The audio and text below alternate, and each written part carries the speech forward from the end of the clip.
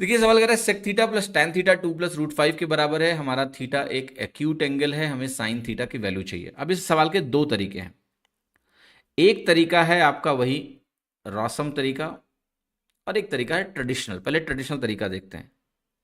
ध्यान रखिए, जब भी sec theta plus tan theta की वैल्यू आपको दी हो 2 प्लस रूट 5, और आपको sec theta minus tan theta लिखना हो, तो sec theta minus tan theta जो होता है वो इसी का रेसिप्रोकल हो जाता है। तो ये वैल्यू ऐसी बन जाएगी।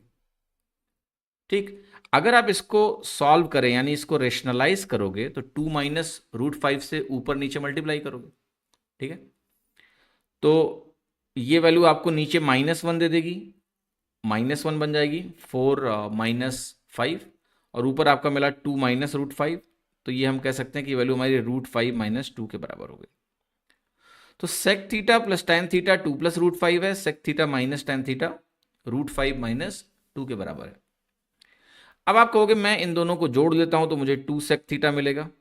तो 2 सेक थीटा की वैल्यू आपको मिल जाएगी 2 रूट 5, 2 से 2 कट जाएगा, सेक थीटा आपको मिल गया रूट 5।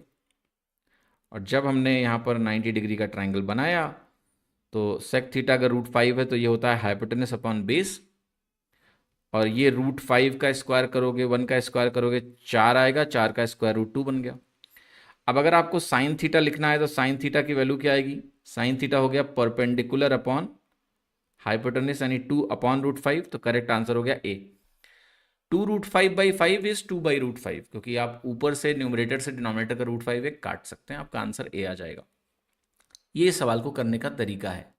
लेकिन एक बात का ध्यान रखना यहाँ पर, इस सवाल को जल्दी भी किया जा सकता है, और वो जल्दी करने का तरीका यह है बेटा कि जब भी sec theta plus tan theta में राइट हैंड साइड में दो टर्म हो, एक रेशनल हो और एक इरेशनल हो।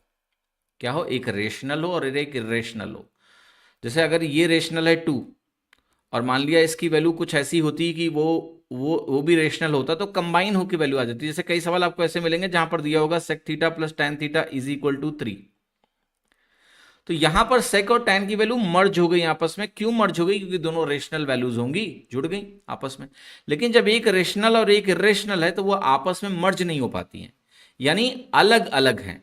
और जब ये अलग अलग हैं तो हम इनको पकड़ सकते हैं। जैसे आप जैसे ये एक्सप्रेशन देखो, आप कहोगे या तो मेरा सेक थीटा 2 होगा तो मेरा टैन थीटा रूट 5 होगा, या फिर मेरा सेक थीटा रूट 5 होगा और मेरा टैन थीटा 2 होगा। यस और नो? अब आप खुद जानते हो कि भाई sec square theta minus tan square theta की वैल्यू 1 होती है। यहां से जरा बताओ सेक थीटा क्या हो सकता है? सेक स्क्वायर थीटा आप अगर इसको देखें तो 5 माइनस 4 बना सकता हूं मैं यहां से। तो यहां से आपको डायरेक्टली पता चल गया कि आपका जो सेक थीटा है वो रूट 5 के बराबर है, और जो टैन थीटा है वो 2 के बराबर है। यहां अलग अलग ही लिखा हुआ है। दो संभावनाएं थी कि या तो सेक थीटा रूट 5 हो और टैन थीटा 2 हो, या हमारा टैन थीटा रूट 5 हो और सेक थीटा हमारा 2 हो। बट हमें आइडेंटिटी आती है कि sec square theta minus tan square theta बराबर 1। तो नेचुरली रूट 5 का स्क्वायर 5 देगा और 2 का स्क्वायर 4 देगा, डिफरेंस 1 बनेगा। वैल्यू गेस हो गई, और जैसे ये गेस हो गई फिर ये ट्राइंगल बना के सॉल्व कर लिया, तो हम रेशनलाइज करने से बच सकते हैं। Right, we need not to rationalise. But अगर रेशनलाइज करना भी पड़ा तो आपको तकलीफ नहीं होनी चाहिए और आसानी से आप ये चीज कर पाएं, ये बहुत आवश्यक है।